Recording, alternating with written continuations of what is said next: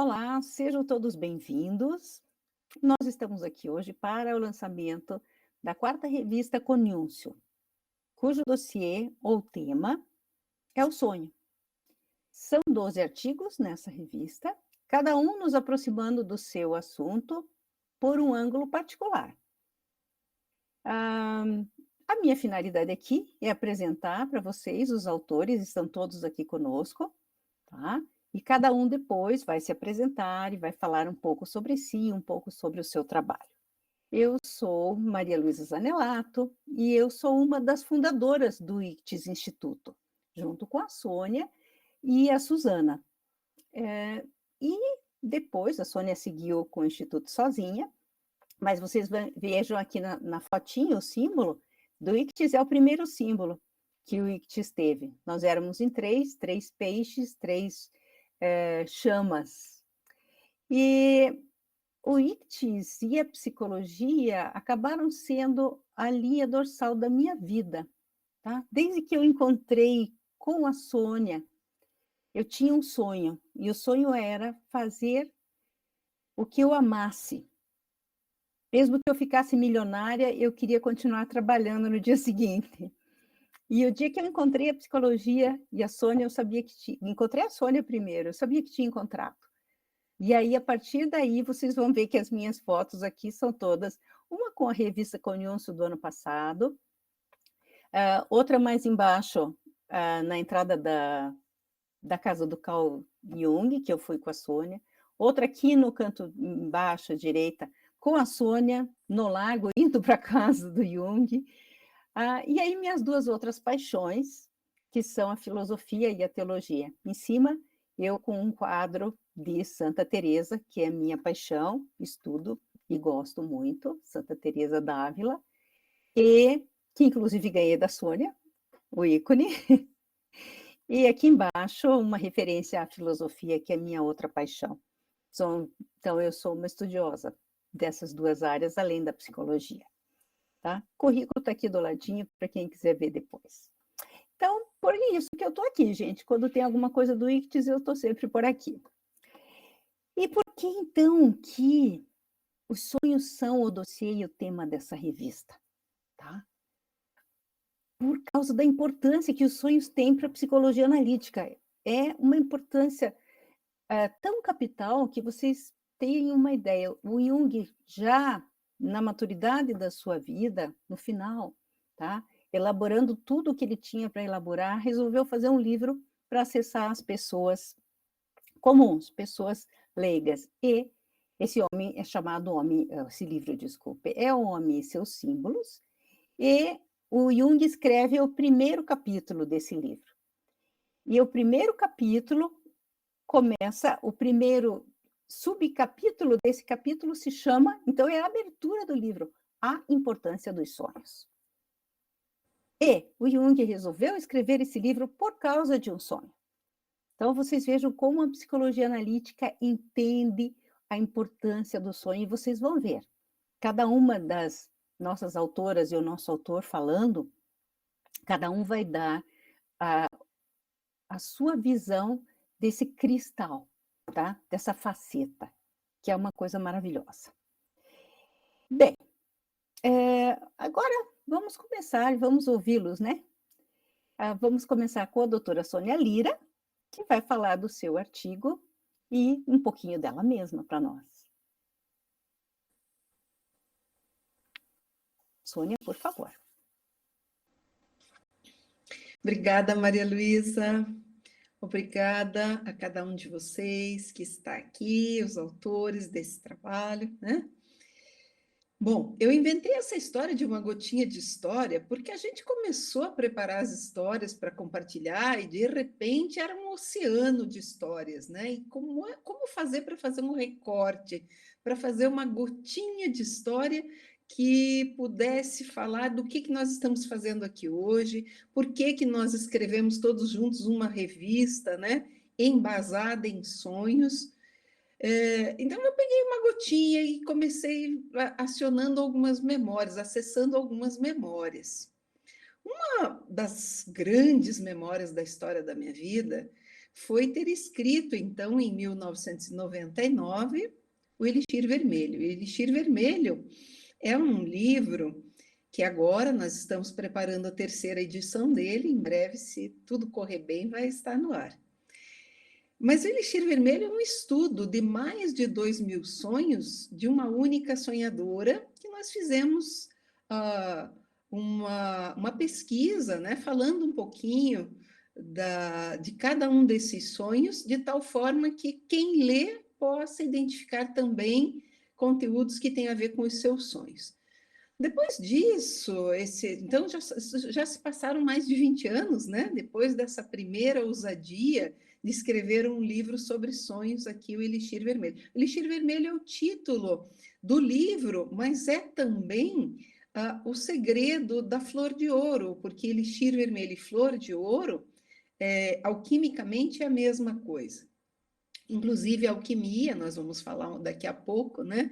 Vai ser o tema da nossa próxima revista. Eu sei que a Maria Luísa vai falar disso, eu sei, mas eu não resisto a contar que já vai acontecer, né?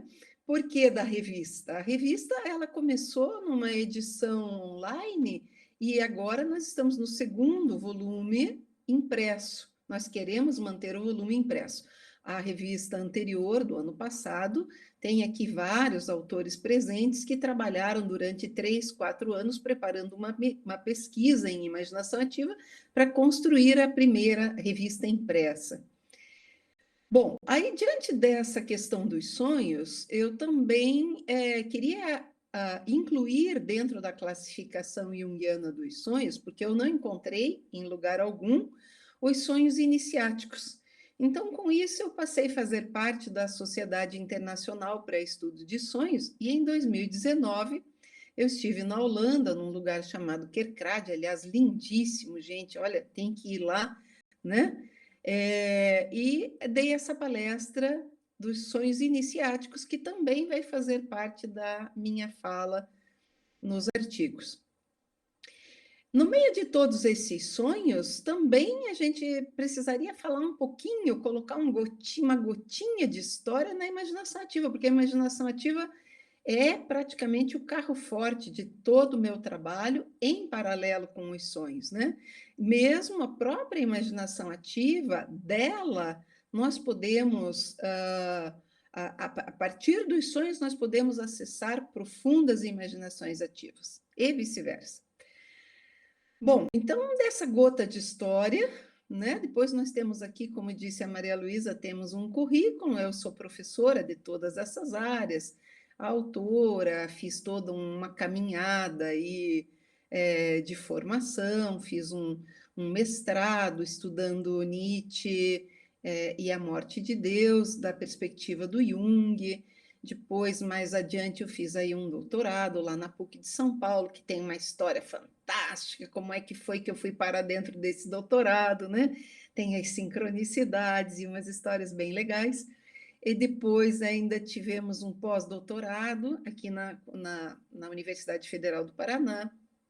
Lá na PUC eu estudei Nicolau de Cusa, que é o autor que praticamente inspirou Jung a se apropriar do conceito de símbolo e, com isso, desenvolver grande parte da sua teoria, né?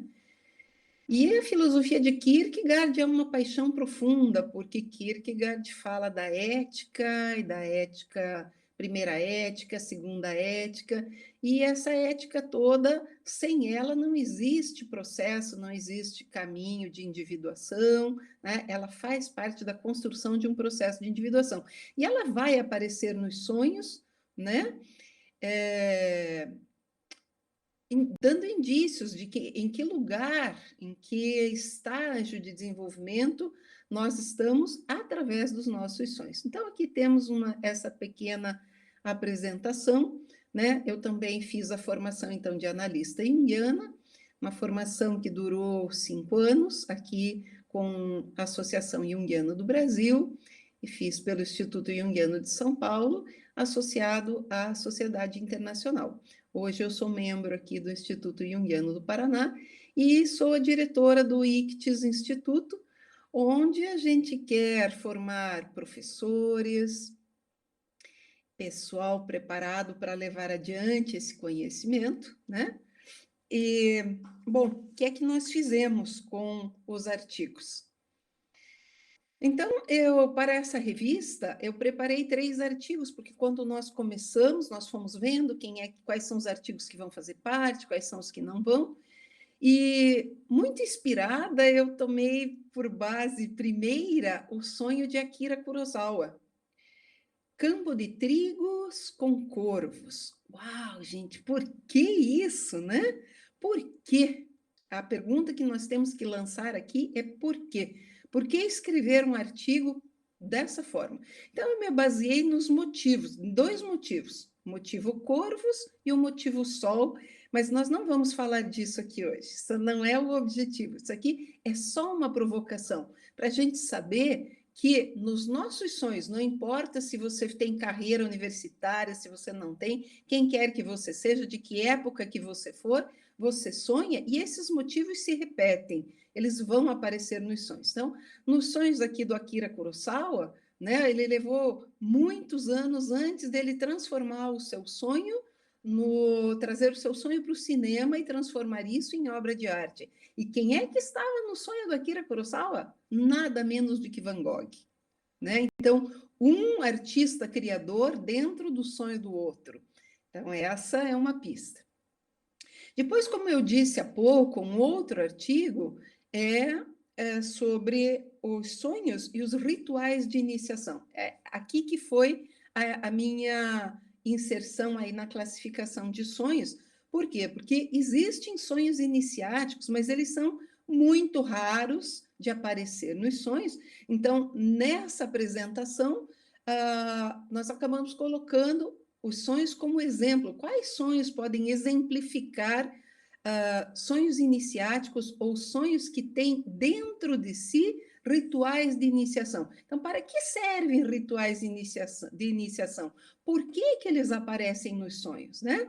Normalmente, bem rapidinho, só para dar uma pista, eles dão indícios de mudanças de níveis de consciência, ou seja, o sujeito está num processo de evolução psíquico espiritual, e isso, então, aparece nos sonhos. Depois disso, então, ainda fiz aqui um terceiro artigo que fala sobre os sonhos proféticos. O Jung fala sobre sonhos proféticos na classificação dos sonhos, rapidamente, porque como falar de cada uma dessas funções, né? E para falar de sonhos proféticos, aliás, diga-se, deu um grande trabalho fazer isso, porque é preciso primeiro resgatar o que é que significa profecia para nós hoje, né? Nós temos as dimensões teológicas das profecias, mas por que que tem sonhos proféticos? Será que alguém hoje ainda tem sonhos proféticos? Será que alguém sabe que, como José do Egito, ou como o próprio Jung, será que o que Jung teve foi um sonho profético?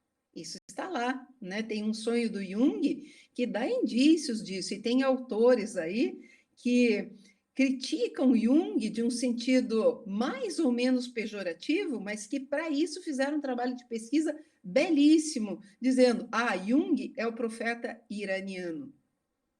Então, eu peguei esse autor, né, me apropriei das falas desse autor, porque ele fez uma pesquisa belíssima, só que ele dá uma conotação pejorativa. Eu falei, será que esse tal de Jung era profeta? Será que Deus fala mesmo com as pessoas através dos sonhos? Né? Então, esse é um dos porquês. Nós podemos ainda buscar essa compreensão? Será que Deus fala nos sonhos? Será que os sonhos ainda são um caminho espiritual na vida das pessoas? Tá? Então, essas e outras perguntas foram permeando os artigos. E com isso foram chegando aqui os nossos autores, né? Cada um focando uma área diferente, para fazer um apanhado, para que o leitor possa ter uma série de referências, todas elas já na sua mão, tá?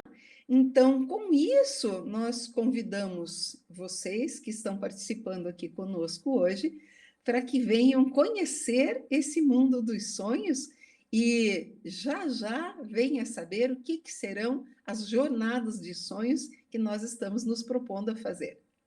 Certo, Maria Luísa? Muito obrigada pelo seu convite, pela sua participação.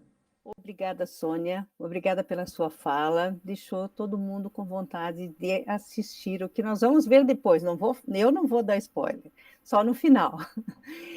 Muito obrigada. Vamos chamar a nossa segunda autora. Tá? Nossa segunda autora é a Renata Borges, que vai dar também um gostinho do seu artigo e vai falar um pouco dela. Obrigada, Maria Luísa. Nessa gota de história, nesse recorte da história da minha vida, eu quero contar um pouquinho, rapidamente, um pouquinho das paixões que marcaram a minha vida, né? Entre elas, a primeira, que começou quando eu era muito criança, a primeira, pelo menos que eu tenho memória, começou quando eu era muito criança, foi o balé clássico, né? Um sonho que foi se realizar muito mais tarde na minha vida, já quando eu estava com 13 anos, quando eu mudei para Maringá. E é interessante me lembrar disso, porque a paixão pela dança, por essa arte que era o balé, foi algo extremamente intenso, que quando eu comecei a dançar, eu passava as manhãs inteiras em aulas, tentando aperfeiçoar essa arte, né? Então, essa vinda para Maringá, aos 13 anos, foi uma época de muitas mudanças e também que trouxe novas experiências. É como se, de fato, um novo momento da minha vida tivesse se iniciado. Tive a oportunidade de me aproximar de um grande amigo, que foi quase que um anjo da guarda na minha vida. Também tive a oportunidade de encontrar um companheiro com quem eu tomo experiências há mais de 20 anos e que construiu uma família linda, né? Temos 2 filhos hoje. E também a oportunidade de encontrar uma mestre, né? Que me abriu portas e que me levaram a grandes descobertas. As surpresas nesse caminho, né, no desenrolar da minha vida, me pegaram muitas vezes de surpresa, confesso para vocês. Foram dúvidas sobre coisas que sempre foram muito certas na minha vida. Estados de ânimos que eram completamente desconhecidos. E isso me fizeram sair em busca de um brilho que eu sentia que tinha desaparecido na minha vida. Assim, eu me aproximei da psicologia analítica, de maneira bastante intensa, mas também de modo gradativo. Na verdade, eu sinto que é como se uma mão fosse guiando a minha vida, colocando diante de mim as oportunidades que começaram a saciar gradativamente uma sede, que na minha percepção parecia que era completamente insaciável. Então, desde o despertar dessa paixão pelo conhecimento, foram vários cursos, pós-graduações, formação de analista, que ainda estou, além de congressos, simpósios, em que pude também apresentar trabalho e partilhar um pouquinho daquilo que eu aprendi. Outros frutos desses anos de estudos se materializaram como artigos na área da psicologia e também da medicina, oficina de sonhos. Também me tornei professora de cursos de pós-graduação na formação de religiosos. Me tornei uma investigadora do efeito da técnica da imaginação ativa na dor da fibromialgia. Me tornei assessora de cursos nacionais e internacionais e comecei a integrar a equipe da revista editorial, né? A integrante da equipe editorial da revista Coniúncio. A força que me moveu, que me move até hoje, é uma força que muitas pessoas também experimentam. Ao longo do tempo, os mitos por exemplo, né, falaram e ensinaram sobre essa força, que também nós chamamos de Eros. Então, aqui eu entro para falar um pouquinho, tentar apresentar rapidamente o porquê desse artigo, que tem o nome Quando os Deuses Invadem o Nosso Sonho, a partir da série Uma Odisseia Coreana. Então, esses deuses, como o próprio título do artigo indica, eles estão presentes nos nossos sonhos. Eles fazem parte dos nossos sonhos, inclusive o Eros. E é nele que nós daremos foco aqui. Então, por que falar de Eros? Eros é o deus mutável. Ele é danado, dado a traquinagens, tá? Que constela em torno de si os opostos, como fascínio, repúdio, bem, mal, loucura e sabedoria, entre outros, tá? É uma força que nos impulsiona em direção a um determinado objeto. Isso se dá, em princípio, de modo bastante autônomo, ou seja, o ego fica completamente alheio a isso, não participa dessa ação do ego, do Eros. O indivíduo, ele é fisgado, e o que lhe resta apenas é a possibilidade de se submeter àquilo que o domina. Olha só. Contudo, é uma tarefa de todo aquele que se sente impelido pela necessidade de fazer o caminho que Jung chamou de individuação, integrar essa força na consciência, tá? Essa é uma tarefa. Muitos mitos contam sobre essa desafiadora tarefa, né? Muitos mitos contam. Por meio dos grandes sonhos, é possível saber como Eros se relaciona com a alma humana, assim como experimentar também os seus humores, pois como os humanos, os deuses podem amar, sentir inveja e sentir ciúmes. Portanto, nesse artigo, descobriremos que Eros, por meio da série Uma Odisseia Coreana, considerada aqui como um grande sonho, não é um deus imutável, ou seja, no processo de transformação da personalidade, não se mantém o mesmo. Pois, como afirma Craig, Eros inclui todos os aspectos da afeição emocional, da sexualidade e amizade, ao envolvimento com profissão, hobbies e arte. É mérito do Eros que deuses e deusas, deuses imortais, se juntem como amantes, pois o Eros gera movimento e faz com que os deuses se tornem criativos, íntimos e estimulantes, além de afetuosos. É por meio do Eros que o próprio amor se transforma, que verdadeiros laços afetivos são criados, possibilitando uma relação íntima e profunda. Obrigada, Maria Luísa. Passo a palavra para você. Obrigada, Renata. Muito obrigada. E agora, quem vai nos dar um gostinho, tá? De quem é e de por que resolveu escrever o seu artigo é a Bianca. Bianca Strapasson, por favor, Bianca. Olá, muito obrigada.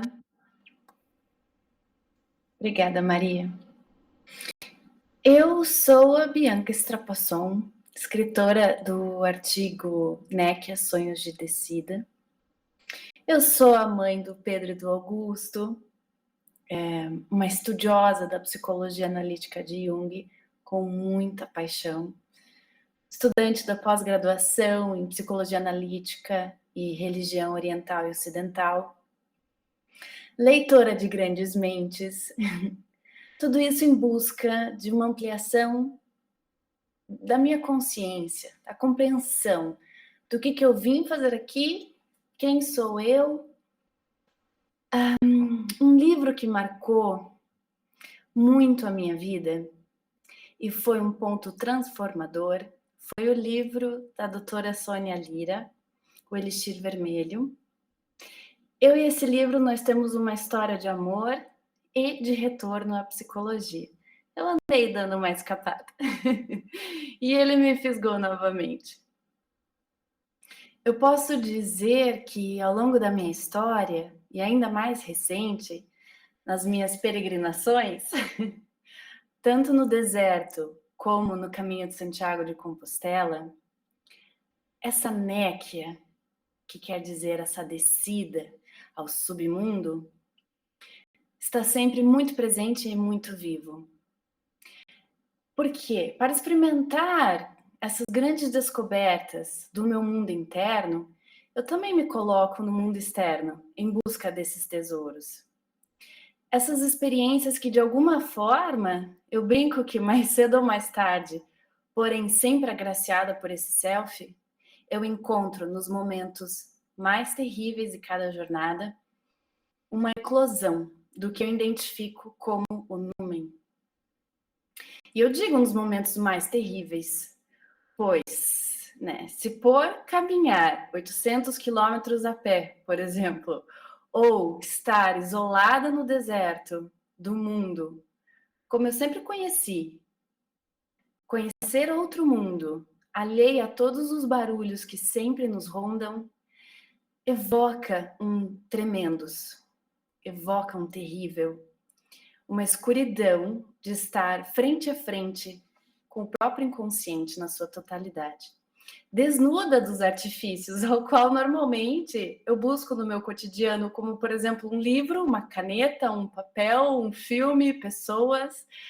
Não, é olhar para o fundo do poço da água mais preta que o mais preto e ser terrivelmente agraciada de me encontrar com ela. Por isso, me possibilita estar aqui e falar do inferno. Pois o mundo dos mortos, esse submundo, o inferno, ele me encanta. E por esse encantamento, por algo muito profundo e inerente, ter se manifestado em mim, primeiramente nos sonhos. E no tempo oportuno, eu me pus a escrever sobre essa temática da néquia, a descida ao inferno. E agora, o mundo dos mortos, o que é isso?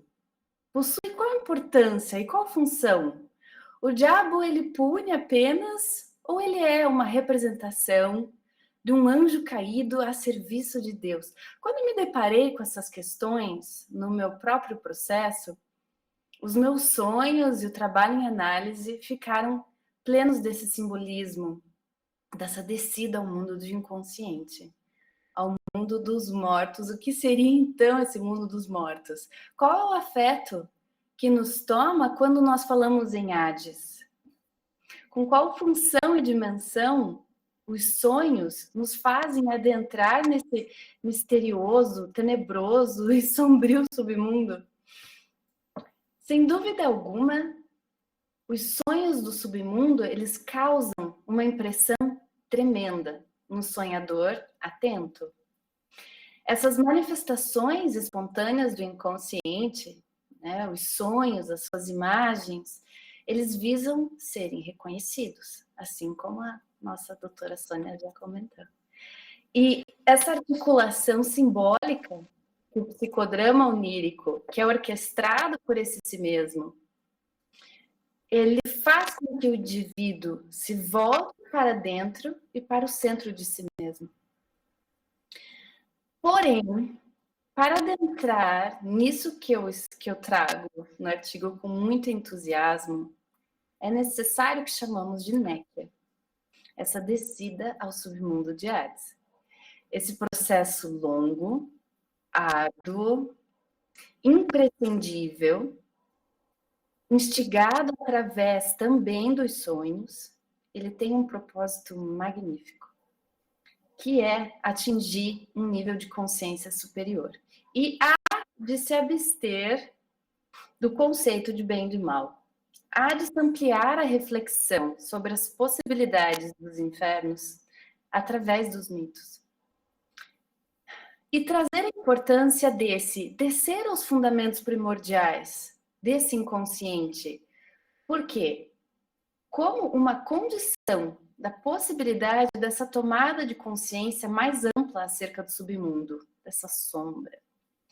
E para enxergar um pouco mais, eu trago com afinco no artigo uma das mais elaboradas representações do inferno já tidas na história. É uma verdadeira aventura nos subterrâneos da vida psíquica.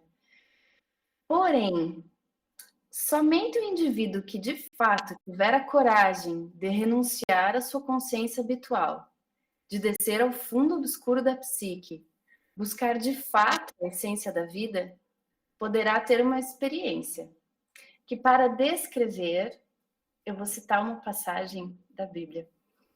Desperta, ó tu que dormes, levanta-te entre os mortos, e Cristo o iluminará. Muito obrigada. Obrigada, Maria. Obrigada, Bianca. Muito obrigada.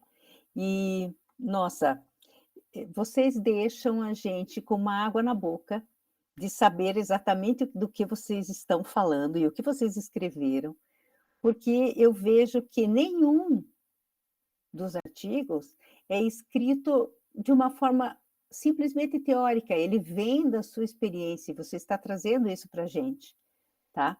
Então, eu falei que não ia dar spoiler, mas as meninas não estão chamando vocês para as jornadas. Nós vamos ter depois, esse é o lançamento da revista, mas nós vamos ter em seguida jornadas de cada autora e autor, junto com a doutora Sônia Lira, falando desse artigo. Então, agora é só realmente um gostinho, é só uma ideiazinha, para dar vontade, como em mim está dando, tá?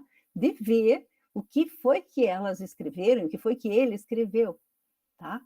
Então, gente, elas não estão chamando, mas eu já estou avisando, vai ter uma jornada com cada uma e com cada um, né, Jorge, desses autores, com a doutora Sônia Lira, uma por mês, e nós vamos falar um pouquinho mais delas no final, tá bom? Obrigada, Bianca. E agora, nossa próxima autora, Ana Silvia de Andrade, vai falar um pouquinho de si, um pouquinho do seu artigo. Ana Silvia? Olá, boa tarde. Eu sou a Ana Silvia, sou natural de Irati, Paraná, e eu resido em Piracicaba, São Paulo. Por que eu escolhi este tema para a revista? Para responder a essa pergunta, nós vamos fazer uma viagem pela minha história. Os meus pais eram franciscanos seculares e desde criança eu ouvi falar de Francisco de Assis. E a sua história, lá desde muito cedo, me encantou.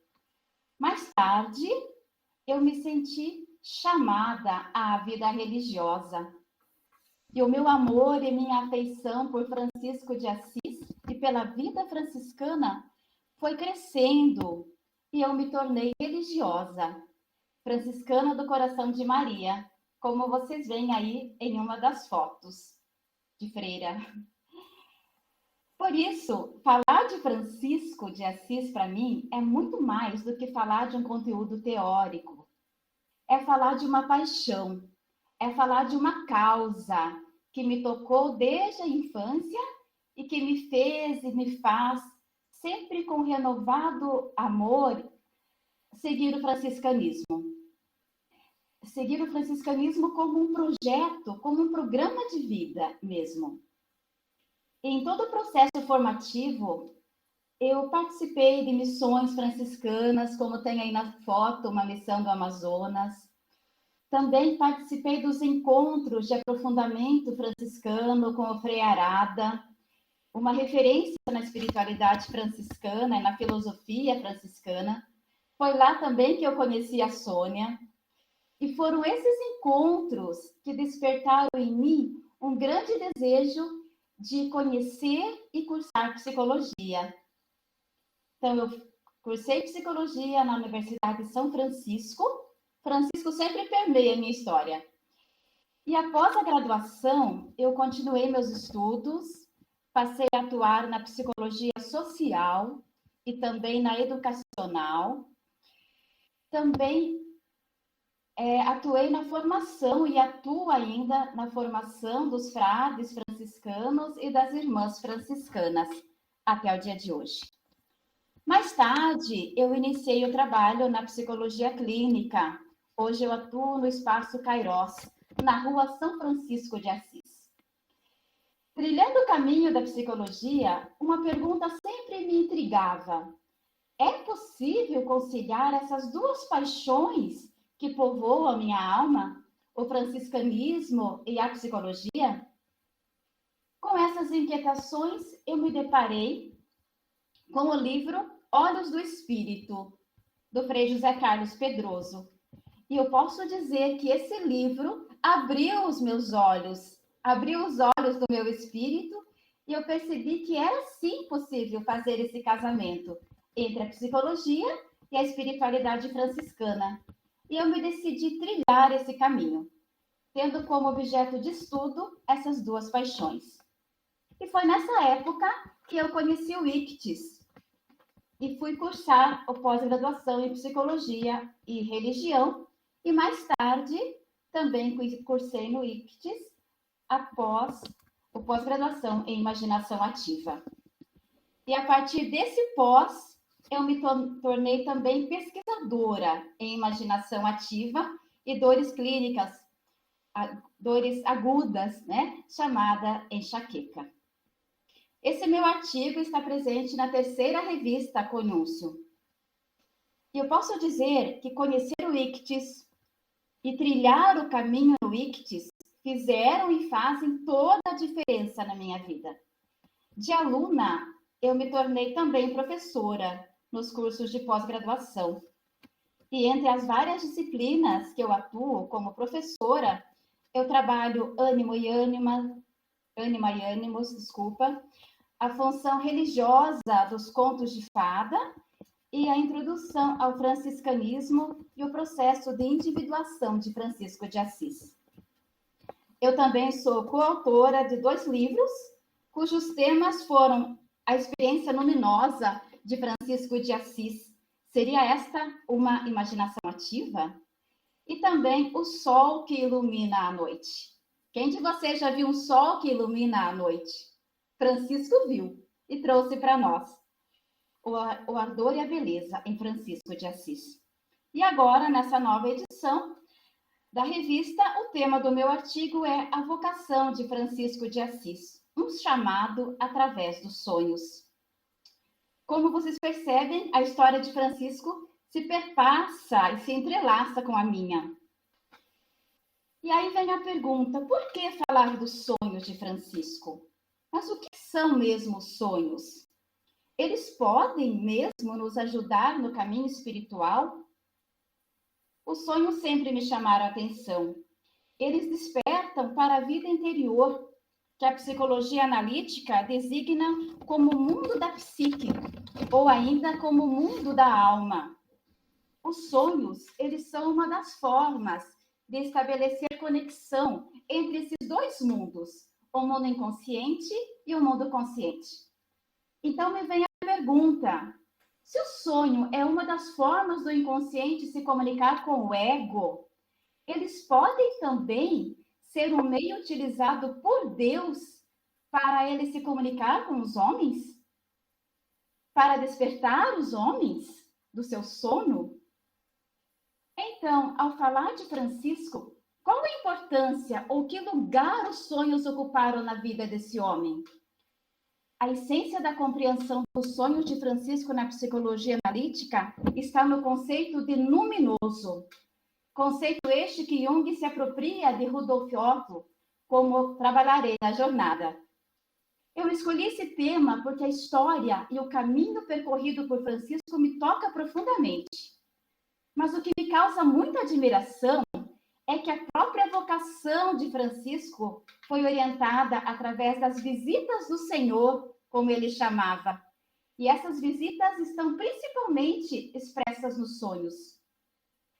No primeiro momento, Francisco ele entende os sonhos no sentido literal, e ele executa no mundo externo as ordens que ele recebe de uma voz.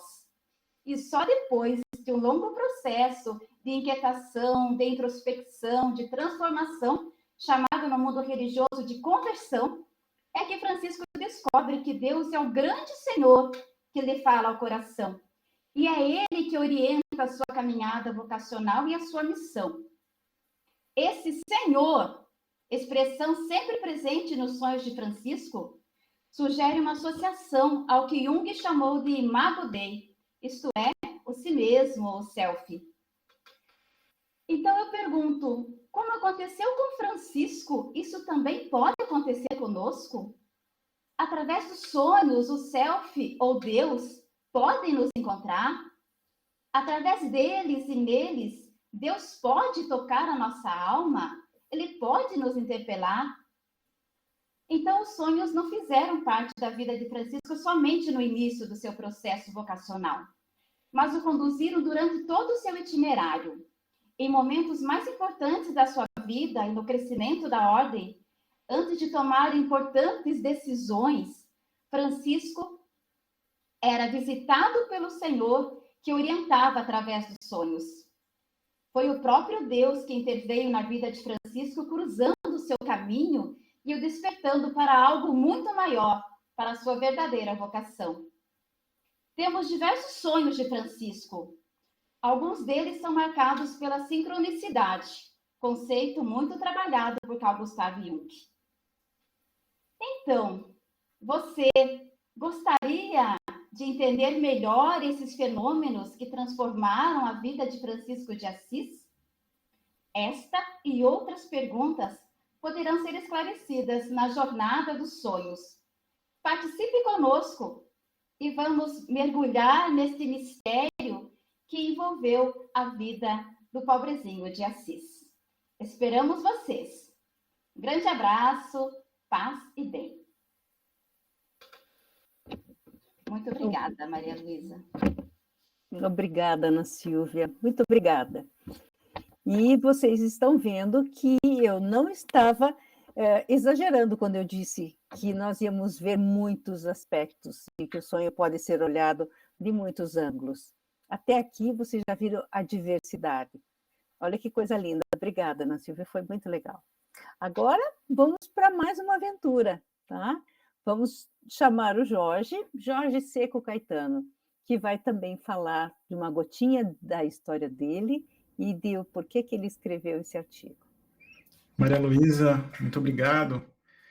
Muito obrigado. Eu me sinto honrado em estar entre as colegas psicólogas, pesquisadoras tão especiais.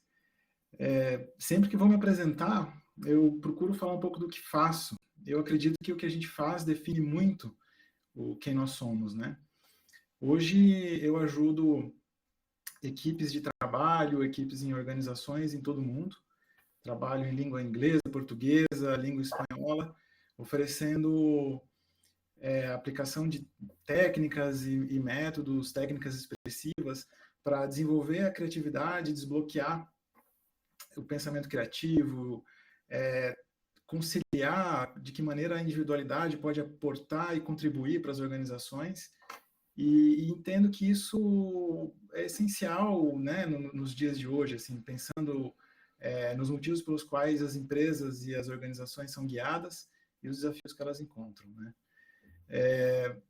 Eu tive contato com a psicologia analítica em 2014, 2015, quando eu estava procurando entender o que é que tinha por detrás da criatividade, o que é que nos guiava, o que é que tornava o homem criativo e o que mais, né? O que mais nós vamos poder trazer e fazer e construir, enfim.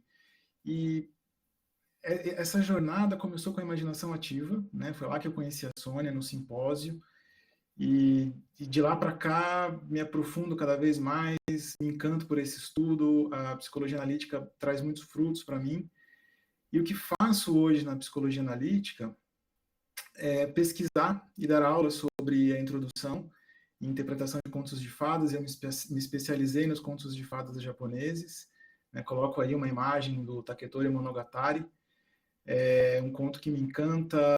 Foram praticamente 2 anos de trabalho estudando esse conto.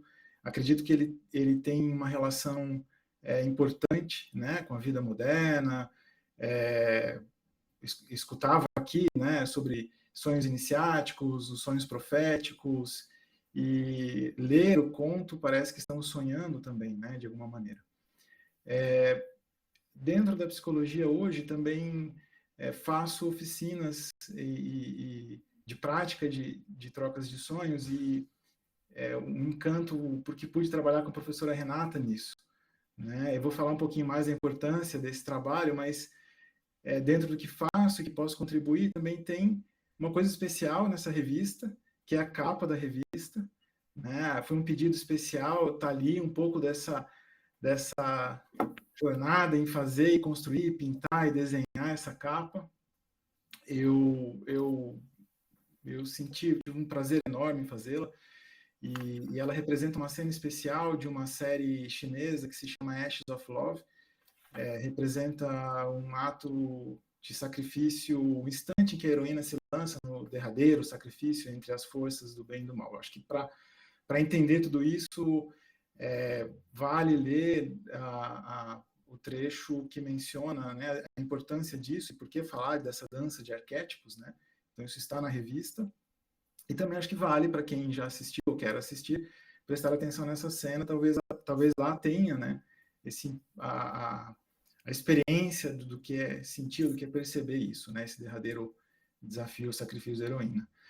Para falar um pouco do artigo, desse trabalho, ele é um trabalho que consumiu e continua consumindo muito do meu tempo, porque é um trabalho que comecei há 2 anos, né, falar desse autor, que é o Philip K. Dick. Philip K. Dick é considerado um dos mais influentes autores de ficção científica na arte literária. Há quem diga que ele é um místico, há quem diga que ele é um profeta da modernidade. Eu prefiro ficar com aquele autor que eu pude ler na minha infância, né? Eu comecei a ler o Dick, ele deixou 40 novelas, dessas 40, acredito que tenha lido pelo menos umas 30 dele. Mas eu fui estudar Dick na psicologia por uma razão muito especial. Eu coletava sonhos para a oficina de prática de sonhos com a professora Renata, e eu estava lá como facilitador do grupo, e numa noite, estudando os processos de individuação, querendo descobrir um pouco mais, lendo os volumes do Jung que falavam sobre isso, naquela noite eu tive um sonho que foi muito parecido com um conto de ficção científica do Dick. Eu me sentia intermeado entre todas as personagens que corriam por aquele conto, e no outro dia eu já sabia quem eu iria procurar, que autor eu iria estudar, eu iria escrever, que figura ou que personalidade seria essa. E isso me chama a atenção, e no mesmo dia eu fico lá horas e horas e horas procurando o que eu não sabia ainda sobre Dick. E eu descubro que em 2011 havia sido publicada a sua Exegeses. É um livro de mais de 8.000 páginas que ele escreveu à mão e datilografada, e que continha muito do seu processo psíquico, né? Provavelmente aquilo era o que tomava muito do seu foco, da sua atenção, e lá estão contidos os escritos dos seus sonhos e das suas experiências visionárias. Ele teve 2 experiências visionárias importantes. Uma, ele passou mais de 1 ano sonhando, e isso me chama a atenção para esse estudo. E por que fazer isso, né? Porque Dick, ele é uma pessoa que teve uma vida muito transtornada. Ele passou por 5 casamentos, ele teve 2 tentativas de suicídio. E quem não vive, né, e quem não teve, ou quem pelo menos não conhece alguém que tenha vivido uma vida tão no limiar, né, tão no limite da psicose ou de qualquer outra doença psíquica que assola e devasta a alma humana, né? Então, eu fico pensando aqui que a proposta desse trabalho é inaugurar uma base para o estudo de tudo que ele escreveu e do que a exegese representa. Se é que lá nós não podemos encontrar um pouco de como foram esses processos para ele, e investigar os seus sonhos, que falam muito sobre a sua alma, né? E uma das minhas descobertas é que talvez não fosse isso, ele não tivesse se curado, pelo menos no tempo, no tempo que ele pôde escrever. Ele deixou o mundo de forma precoce, mas as suas obras são visionárias. Elas trouxeram impacto para o cinema, né? O Blade Runner é um filme conhecido, mas não só Blade Runner, como outras séries que estão no ar até hoje, inclusive sendo produzidas, de material que ainda que não foi nem publicado, né, ou convertido, né, para o cinema ou para a televisão.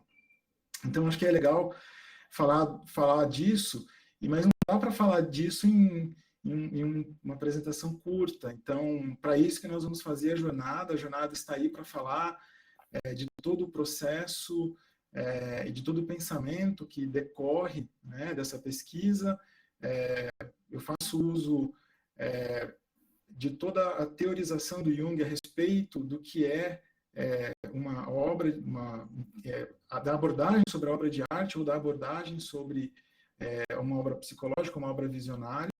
Também faço uso da filosofia de Heidegger para estruturar um pouco e trazer uma base, né, para esse estudo, e imagino eu que isso está bem no começo, mas também tem uma coisa importante, né, que nós vamos poder falar e desenvolver na jornada, que é entender o que mais de visionário tem nessa exegese, o que mais de visionário o Dick ainda vai continuar trazendo para a gente, como se fosse algo profético, como se fosse algo que a humanidade ainda precisasse conhecer, ou que a consciência contemporânea ainda precisa avançar ou alcançar em termos de um nível, ampliar a sua consciência, né, por detrás desses tipos de obra.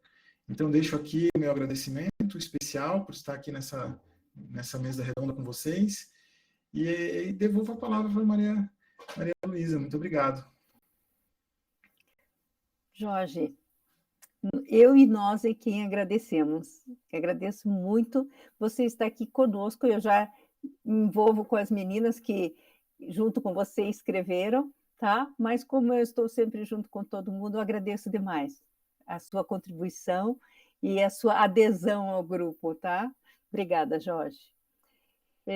Bem, então vamos chamar a nossa próxima autora, que é a Adelaide Pimenta, que vai também se apresentar. Muito obrigada, Maria Luísa. Muito bom estar aqui com todo mundo para apresentar esse nosso trabalho em conjunto maravilhoso, mais uma edição da nossa revista Conúncio.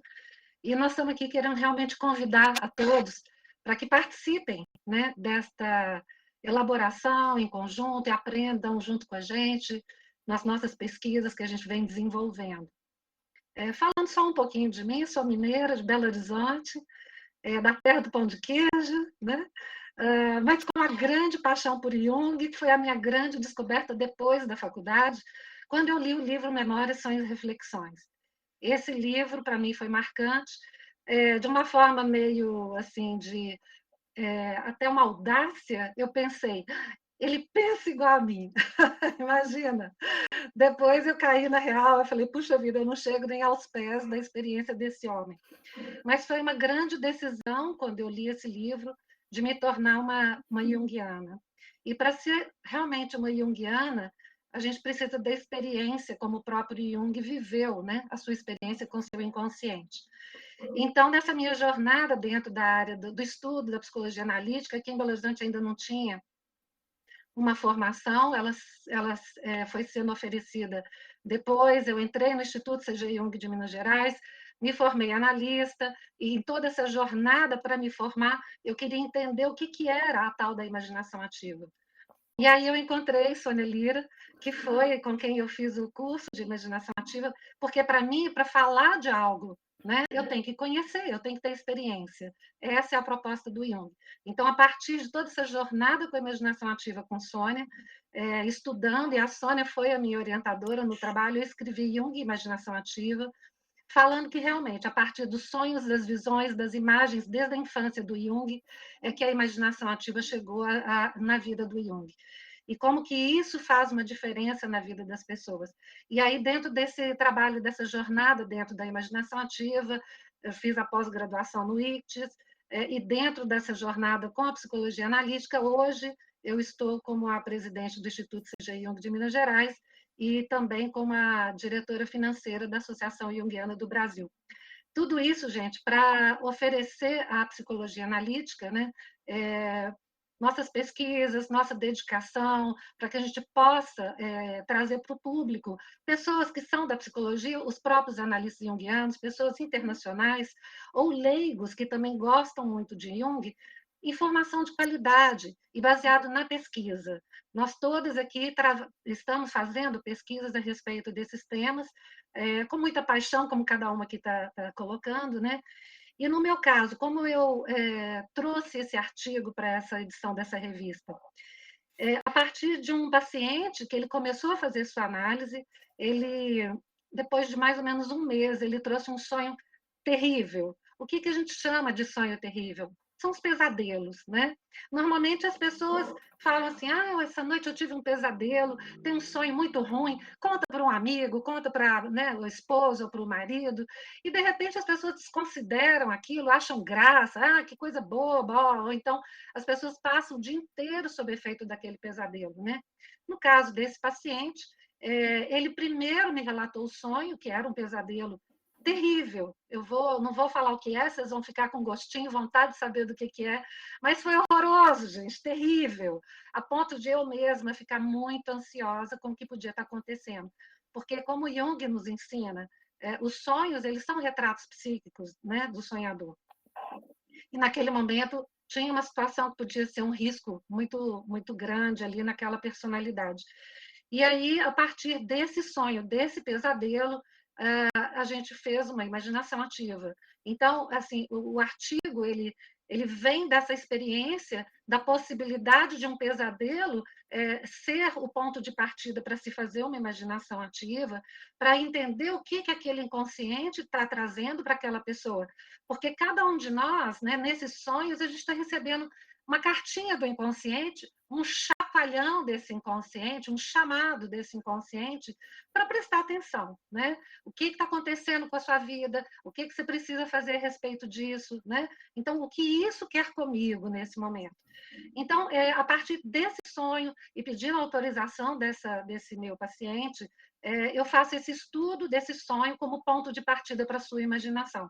E aí vocês vão ficar assim, morrendo de curiosidade para saber o que acontece. E está lá, né, na revista, e nós vamos fazer essa jornada em que cada um vai ter a oportunidade de explicar um pouco mais também, tirar dúvidas, as pessoas vão poder enviar também seus sonhos ou seus pesadelos, na medida do possível, a gente vai poder falar sobre isso, né? Então, vai ser assim, um momento da gente ampliar o que nós estamos trazendo aqui com cada um de vocês. Mas, basicamente, gente, baseado nessa paixão que cada um de nós aqui está tendo com seus temas e que a gente quer transmitir para todos. Então, agradeço aí a oportunidade. Maria Luísa, volta a palavra. Obrigada. Obrigada de novo, tá? Obrigada a todos. E vocês estão vendo cada um que vai abrindo para a gente um mundo novo. Jorge abriu um mundo novo, Adelaide abriu um mundo novo, e cada um deles, é possível tantas formas de olhar os sonhos, e claro que sim, tá? O sonho não se esgota. Então, como o sonho não se esgota, agora vamos ouvir a Mariana Branco, e a Mariana vai nos contar um pouco dela e um pouco do artigo. Obrigada, Maria Luísa. Bom, eu sou psicóloga, mas alguém que entrou na psicologia sem saber bem o que é que estava fazendo ali, o que era psicologia. Durante anos eu busquei dentro da profissão algo que me fizesse realmente sentido, e eu já estava prestes a deixar a psicologia quando eu fui pela segunda vez a um curso de imaginação ativa. E assim, ali naquele curso, tudo aquilo que em algum lugar dentro de mim eu sabia existir, assim, me foi apresentado através da psicologia analítica. E aí, então, eu comecei a entender, né, o que eu fazia na psicologia, porque para mim não é, de maneira nenhuma, somente uma profissão, né, mas é uma parte importante do meu caminho individual. Então, eu descobri um mundo vivo, atuante, eu descobri os sonhos e eles se tornaram com toda certeza a menina dos meus olhos, assim, eu tenho um amor pelos sonhos, eles vão me dando, né, ao longo da jornada, vislumbres do caminho que eu tenho que trilhar, então eu sou realmente apaixonada por eles, assim.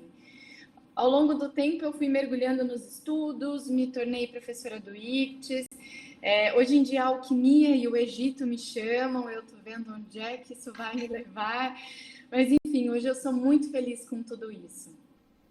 E no meio desse caminho também, a jornada do herói apareceu para mim.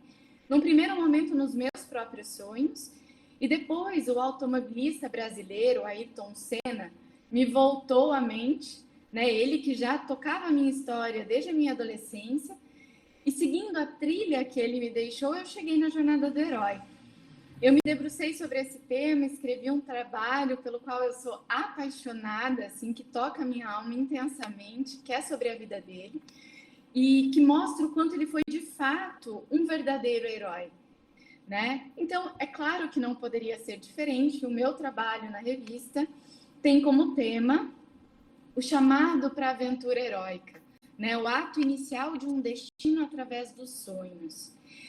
Claro que todos nós já escutamos histórias ou já assistimos filmes sobre os super-heróis, né? Mas eu vejo que essas histórias costumam ficar num lugar meio fantástico e muitas vezes é difícil a gente conseguir olhar para a nossa vida cotidiana a trajetória do herói acontecendo, né? Ou será que a gente realmente pensa que os super-heróis, né, ou que os heróis só existem nos filmes e nos mitos, né? Então, pensando no que dá início à jornada do herói, eu até pensei em trazer aqui para vocês assim um exemplo rápido na história do Senna, né? Veja, Ayrton Senna é um brasileiro que até menos de 30 anos atrás estava vivo e mobilizava uma nação inteira, né? Eu lembro de eu pequenininha assistindo Fórmula 1 com a minha família, né? Assistindo a corrida dele. E no caso dele, o início da jornada do herói se deu através de um erro, né? Eu não sei quem aí acompanhou também a trajetória do Senna, mas no GP de Mônaco de 88, o Senna tinha quase 1 minuto de vantagem para o segundo colocado. Gente, na Fórmula 1, assim, isso é muita coisa, né? Uma vantagem enorme. E ele bate sozinho o carro e abandona a prova. Mas o que muita gente não sabe é que no dia anterior, o inconsciente já tinha mostrado para ele a sua força, né? Enquanto ele fazia o treino dele das voltas rápidas, da qualificação, ele sente ali num momento que ele e o carro se fundem, né? A pista se torna um túnel e ele entra em outra dimensão. O que acontecia ali é que ele estava entrando no inconsciente, né? Até que ele tem um estalo, né, como que desperta, assim, e consegue voltar para o box, assim, meio aquele grande perigo que ele estava vivendo, né?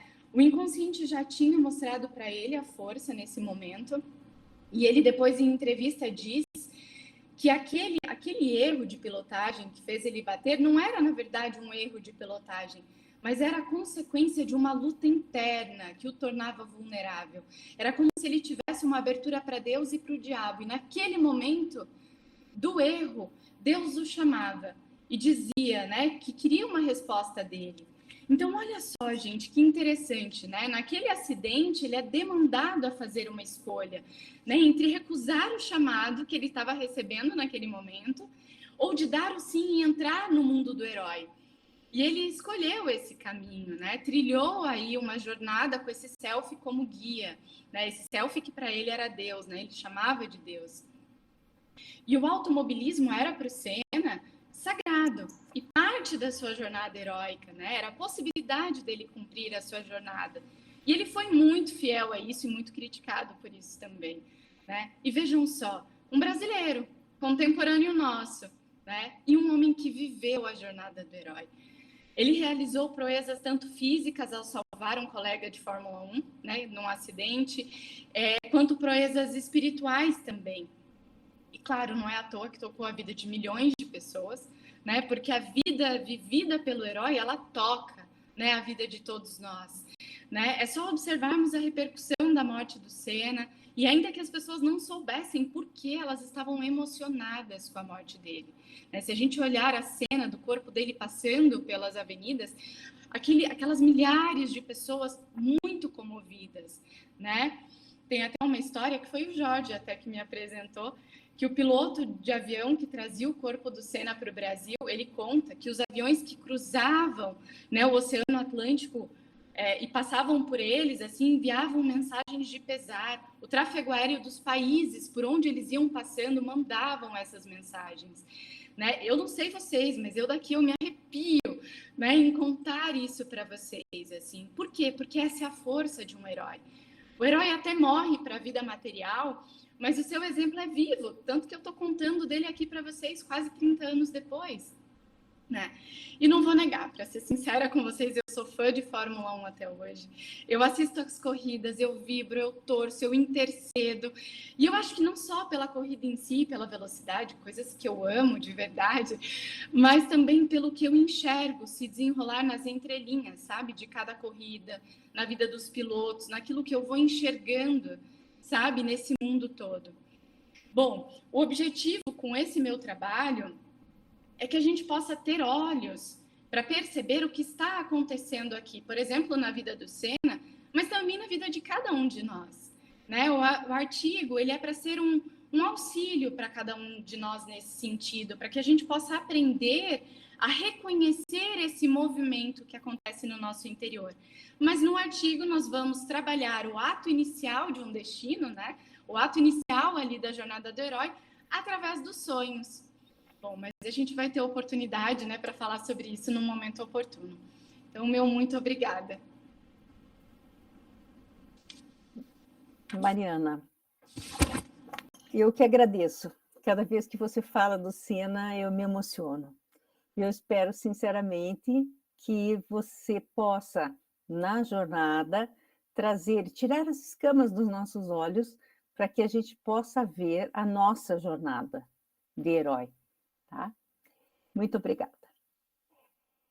Vamos chamar a nossa próxima autora, tá? A Yara Roman, que vai falar um pouquinho para nós. Yara, por favor.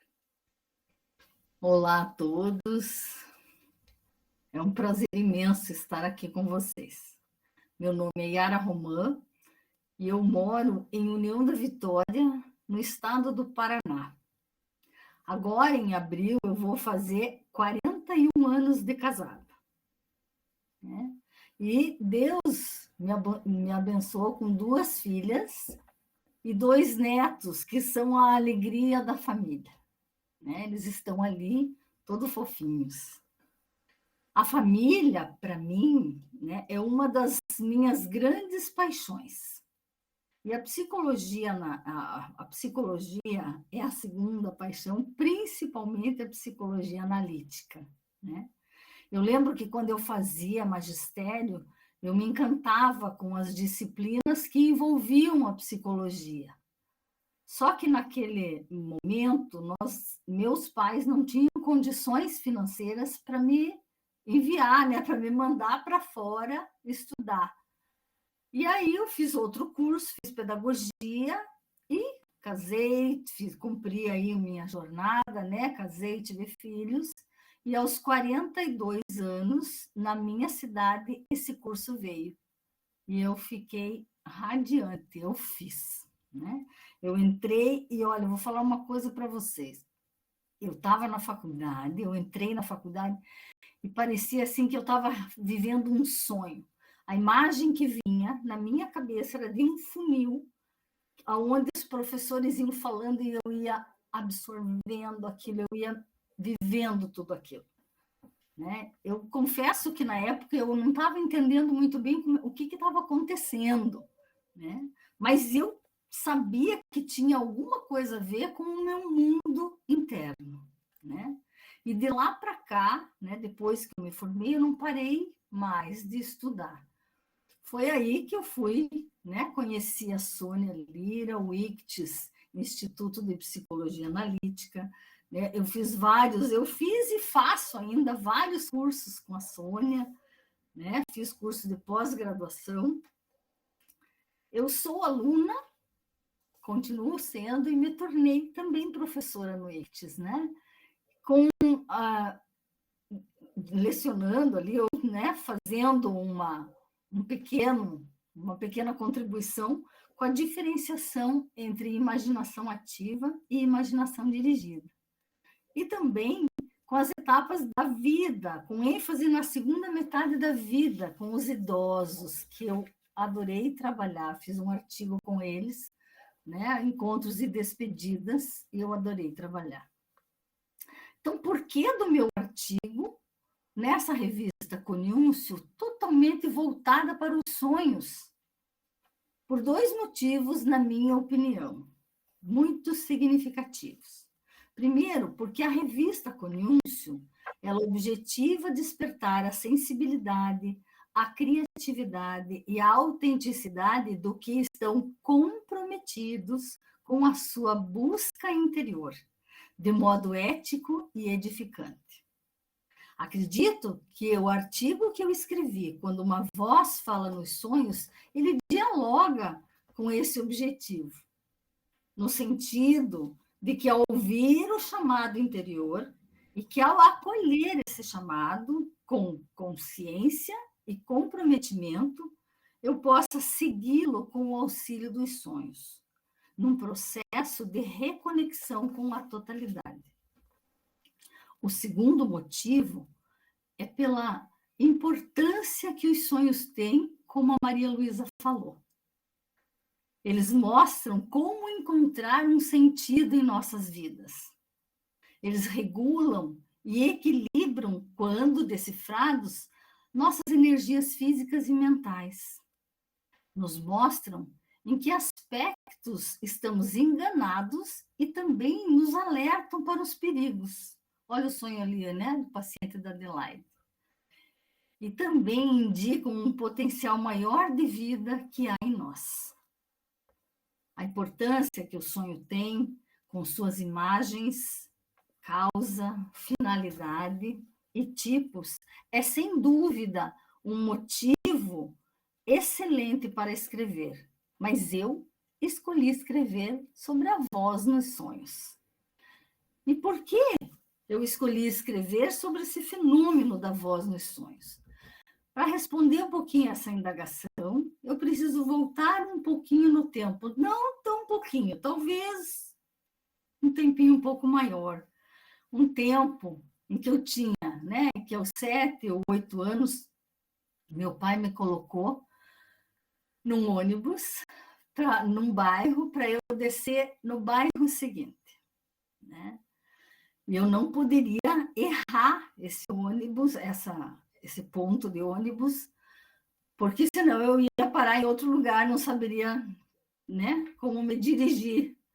Então, apesar, né, eu lembro que eu fui tomada de medo, mas que apesar do medo que eu sentia de passar daquele ponto, algo dentro de mim me direcionava, né?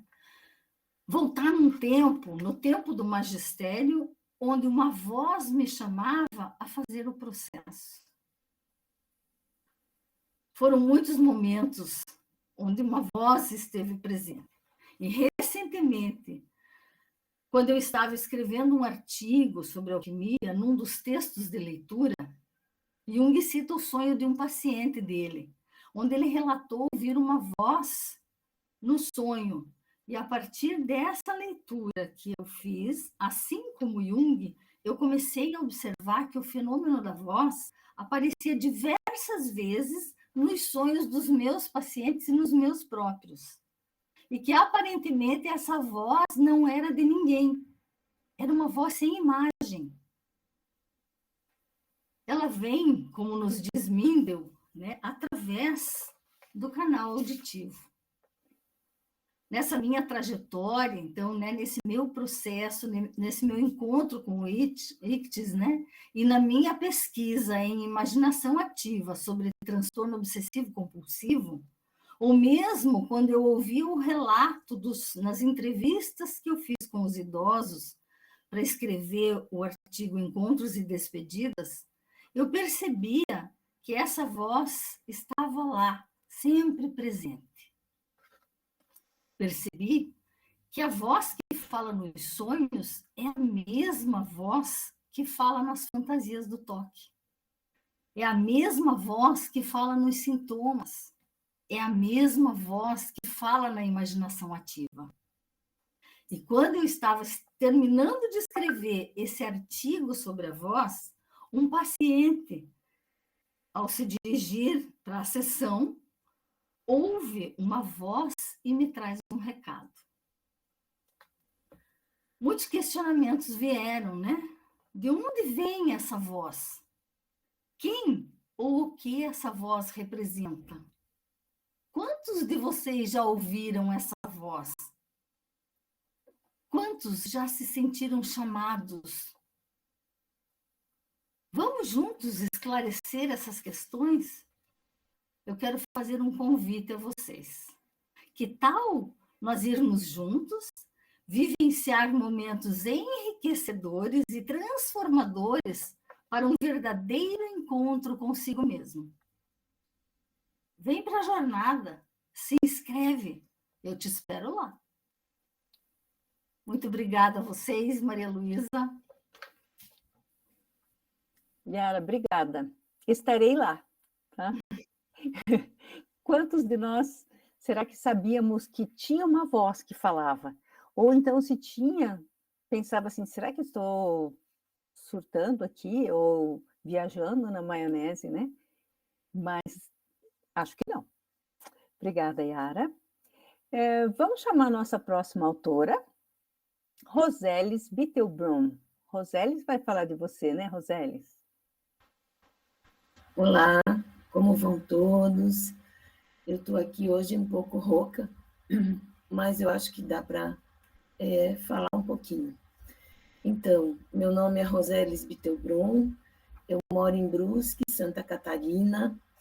Eu fui casada durante 39 anos, hoje eu sou viúva, com 3 filhos e 7 netos.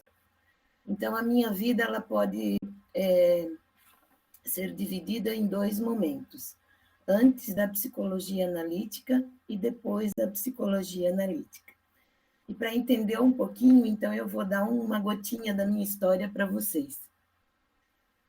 Os meus pais, eles sempre foram religiosos e nos ensinaram o caminho da fé.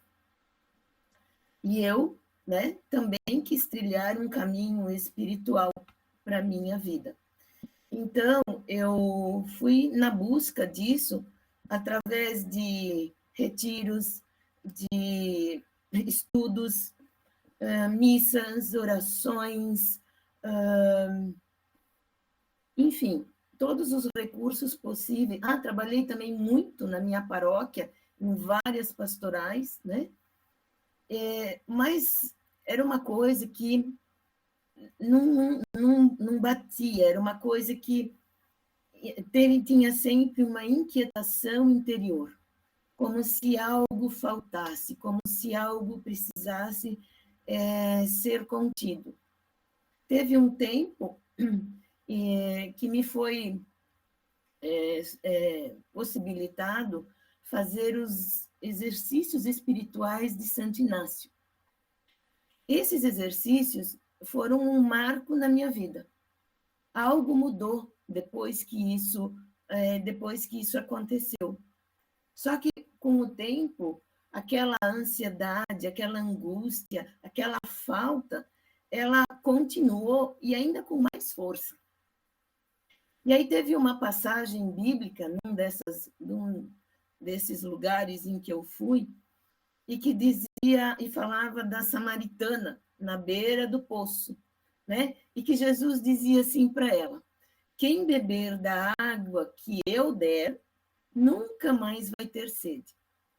E naquele momento eu pedia para ele que eu pudesse beber dessa água, porque eu vinha numa busca constante, mas que aquilo nunca completava.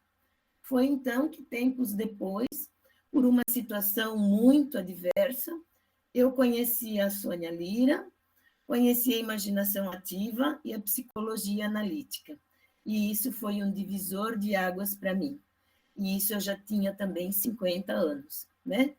Tudo, então, começava a fazer sentido para mim. Então, eu fui convidada a fazer o primeiro pós da psicologia da religião oriental ocidental como ouvinte, porque até então eu não tinha nenhuma graduação, né? Pensa, gente, eu fui para lá sem saber nada de coisa nenhuma, mas eu fui, porque aqui dentro me movia. Então, quando eu adquiri algum conhecimento lá, eu pensei, bom, isso não pode ficar só para mim. Eu tenho que, de alguma forma, passar isso para os outros, né? Então, eu tive que fazer a graduação. E fiz a graduação. Só que no ano da minha formatura, né, eu já comecei a pós-graduação em imaginação ativa, tive a minha formatura, mas também tive uma notícia de um câncer de pulmão no meu marido. E aí foram um ano e meio de peregrinação em hospitais, médicos, exames, tratamento quimioterápico, e assim, todos os recursos disponíveis a gente ia atrás, e eu via todo aquele sofrimento, não só dele e nosso, né, mas das pessoas que passavam por essa situação. Foi então que, a partir daí, eu fui ser pesquisadora na área do câncer, com relação com a imaginação ativa, que é um artigo que está publicado na revista anterior. Depois, eu fui professora do ICTES, para falar de quem? Santo Inácio de Loyola. Então, eu fui vendo que foi com base nesse santo que Jung teve a inspiração para a imaginação ativa.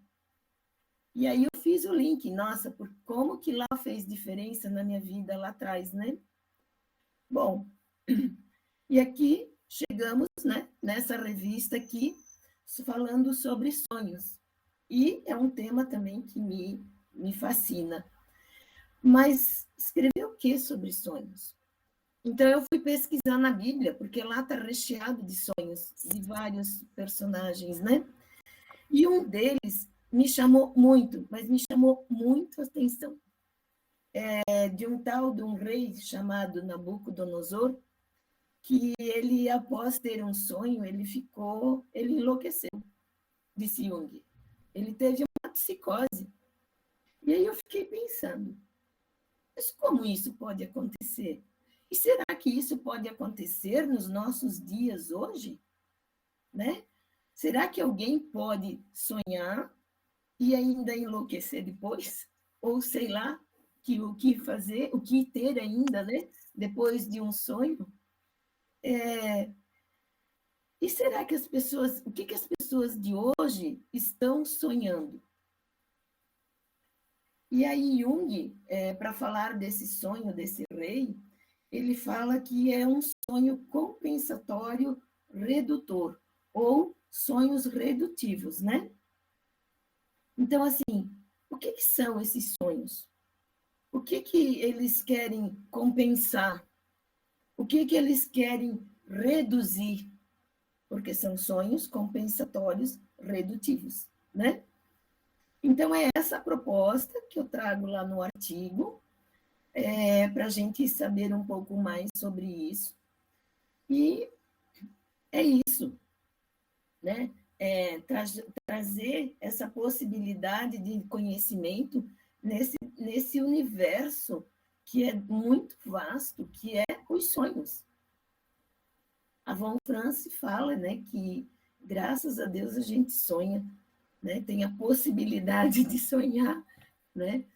Mas, então é isso. Vamos trilhar juntos esse caminho e eu sei que a nossa jornada vai ser fantástica com todos esses artigos aí. Então, eu espero você lá. Venha conosco participar. E até. Muito obrigada, Maria Luísa. Rosélis, obrigada a você. Obrigada por trazer mais esse aspecto, mais esse olhar diferente sobre os sonhos, que vai ampliando a nossa visão, né? E, claro, aprofundar na jornada, tá? Isso. Obrigada. Vamos agora à nossa última autora, tá? Que vai trazer agora a visão dela, e um pouco dela também, né? Vamos ouvir a Rejane Natel.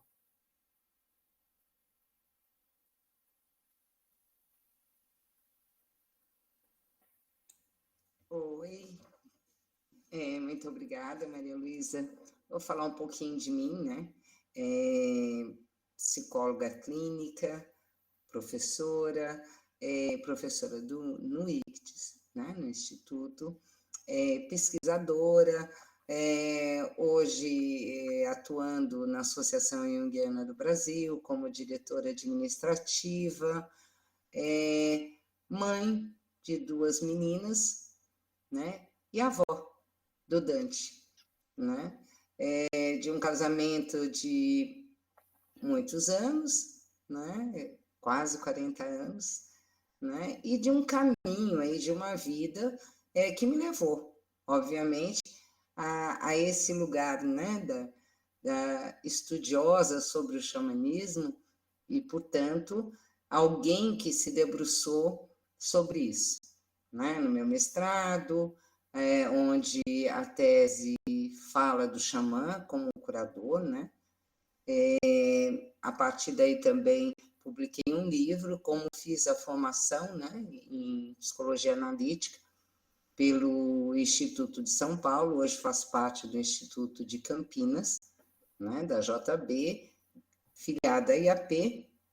Então, esse caminho, né, como é que eu cheguei no xamanismo? Eu acho que isso é legal contar um pouquinho. Descendente, como muitos brasileiros, né, de europeus e indígenas ou negros, né, escravos, essa é uma miscigenação comum na nossa sociedade. Eu era muito diferente na família. Loiros, maiores, fortes, e eu, a pequenininha, né, a miudinha, cabelinho liso, morena. Por isso sofri muita questão de identificação, né, nessa família. É lógico, contando aí com as relações, né, de irmãos, e onde eles brincavam que eu era filha adotiva.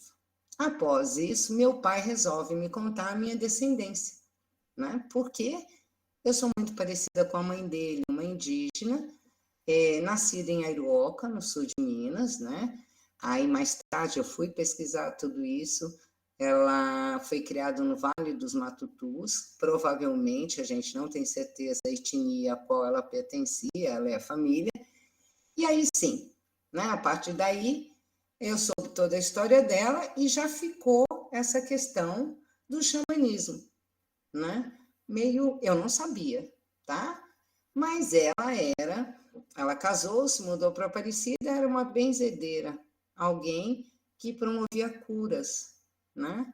Em Aparecida, onde a minha família acabou, eu também sou nascida lá. Então, esse foi um processo que eu conheci, me ajudou, me identifiquei, achei meu lugar, né?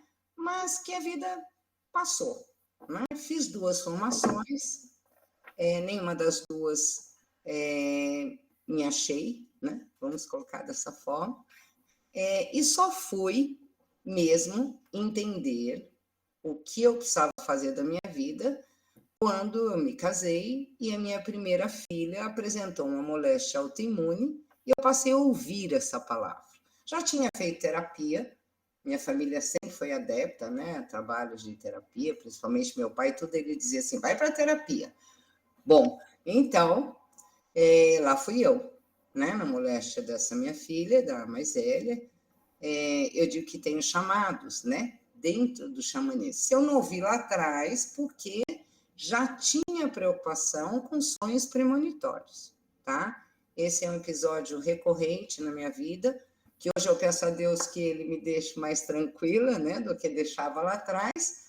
E nesse episódio, então, eu comecei a ouvir sobre doenças autoimunes e aí estudar sobre. Conclusão, fui para a psicologia aos 32 anos de idade, e entendo hoje que esse momento tão sofrido na minha história foi meu chamado, né? Ou atende, né? Não tem escolha. Então, assim foi. Fiz a psicologia. Após isso, eu comecei a entrar em grupos, né, de xamãs urbanos, pesquisando e estudando, até que comecei a questionar quem eram os verdadeiros xamãs, né, se todos podiam, não podiam. E aí eu fiz todo esse estudo, essa pesquisa, fiz um mestrado na PUC de São Paulo, em Ciências das Religiões, onde eu defendi a tese, né, xamã, símbolo da cura espiritual, e lá, né, eu pude falar de um sonho que foi fundamental nesse meu processo, que foi a morte do meu pai. Eu sonhei 2 dias antes do falecimento dele, com a morte dele, e com todas as imagens, né, que um sonho, seja pesadelo, como disse Adelaide, e era, né, na verdade era um grande pesadelo, nos chama, né, trazem transformações imensas na nossa vida. Aí veio a coragem de tentar entender o que era um sonho premonitório. E, para minha surpresa, obviamente, eu já vinha estudando xamanismo, eu sabia que nas sociedades xamânicas isto era de um grande valor, né? Os xamãs sempre estiveram atentos aos sonhos dos indivíduos nas sociedades, né? Sempre foi, inclusive, uma identificação entre as pessoas, né? Para o chamado da cura. Bom, a partir daí, na formação, né, como analista junguiana, eu encontro Van Frans, né? E o que Van Frans fala? Só para dar aqui uma amostra. Ela diz que nós, analistas e junguianos, temos que passar por um processo muito próximo da preparação dos xamãs nas sociedades xamânicas. E aí isso traz toda uma curiosidade, faz todo sentido, né? E identifico na clínica qual é o nosso papel, né? E aí me lembrei que a minha mãe queria que eu fizesse medicina e eu me recusei. Minha primeira formação é o oposto, né, disso. E me contentei com a fala dela dizendo que eu tinha errado a área, né? Quando eu entrei em psicologia, não era física, era mental, né? E aí isso começou a fazer todo sentido, porque a teoria junguiana dá ênfase, né, ao trabalho com sonhos premonitórios, imagens, delírios, coisas que o xamanismo já utilizava. Então, só para despertar um pouco a curiosidade de vocês, o artigo fala disso, da importância dos sonhos no xamanismo, o nosso afastamento deles e a retomada dentro da abordagem junguiana, né? E nós, enquanto profissionais, curadores, né? Qual a nossa aproximação necessária, né, dessas sociedades, inclusive dos conhecimentos dessa sociedade dita primitiva, tradicional, ou da forma como nós quisermos chamar. Então, nesse artigo, vou dar só um piteco, eu conto de uma paciente que o marido tem um sonho e isso transforma toda a vida dela. Faz todo sentido e é um chamado a essa minha paciente também para um papel de curadora. Ela era uma médica e estava quase desistindo da sua profissão quando esse sonho vem e diz qual é o caminho. Então, fica aí o convite, né, para vocês ouvirem um pouquinho mais na jornada, não só sobre o artigo, né, que fala os sonhos no xamanismo e a importância no xamanismo e a importância na abordagem junguiana, como também ouvir um pouquinho mais, se eu puder passar a vocês, dessa paixão, né, que é entender o que as sociedades primitivas ainda nos ensinam e que às vezes nos afastamos na nossa vida cotidiana. Tá bom? Muito obrigada, Maria Luísa. Devolvo a você. Obrigada, Rejane. Obrigada a todos. E eu espero que vocês tenham ficado empolgados como eu fiquei, tá? Ouvindo cada um e vendo esse mundo que se abria com cada fala de cada uma das pessoas, cada uma das autoras e do autor. Tá? E mais uma coisa, espero que vocês tenham visto, como eu vi, que os artigos todos, depois me corrijam se eu estiver errada, tá? Na jornada. Hoje vocês não vão ter tempo para me corrigir. Mas, para mim, os artigos foram escritos com gotas de vida, só para brincar com as gotas de história. Tá? Ninguém aqui escreve a partir só de uma teoria. Tá? São fios entrelaçados, a teoria e a vida. E é isso que faz a diferença e torna esses artigos tão especiais. E vai tornar as jornadas tão especiais. Obrigada. Tá? E aí é o seguinte, gente. A nossa revista do ano de 2022, que é a próxima, já está sendo gestada.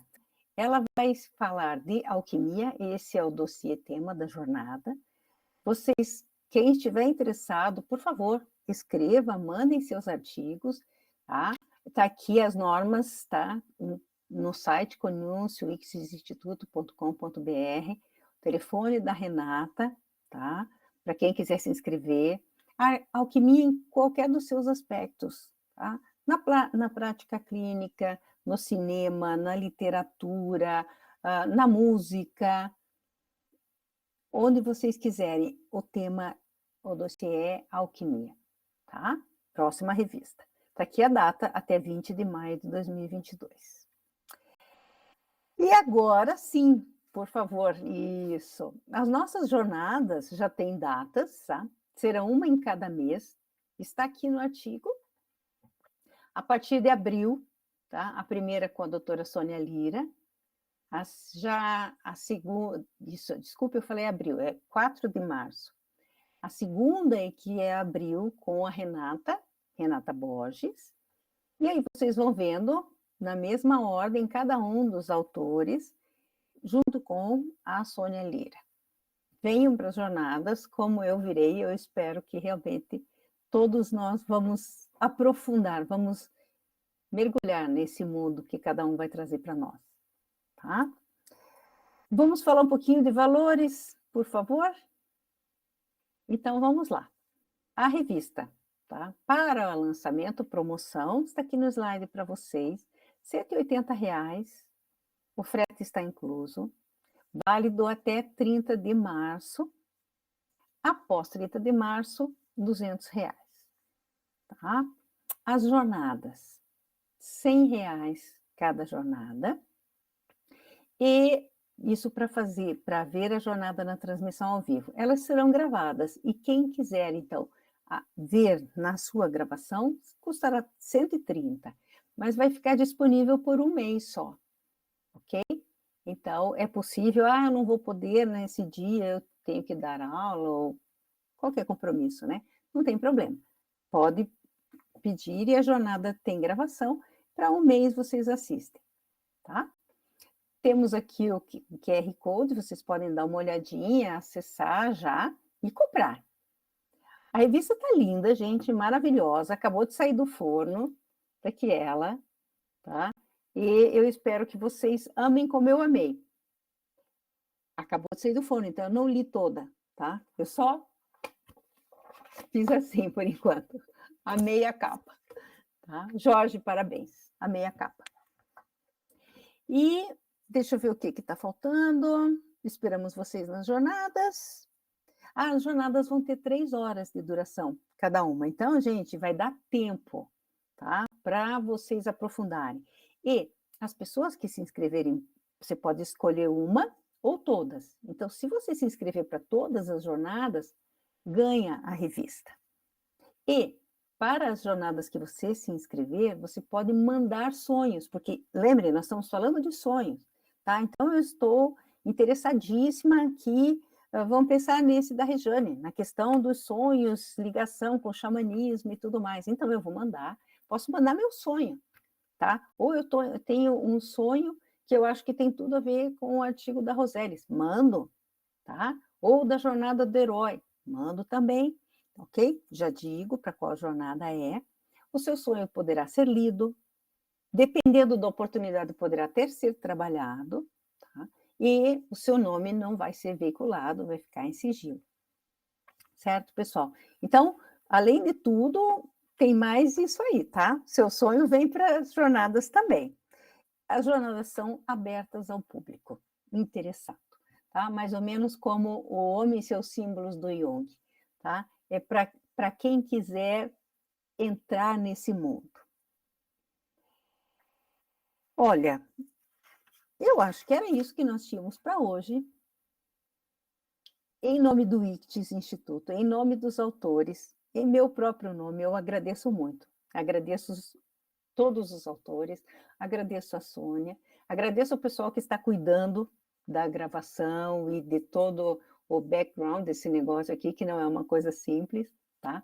Muito obrigada a todos e esperamos vê-los todos nas jornadas. Tchau para vocês.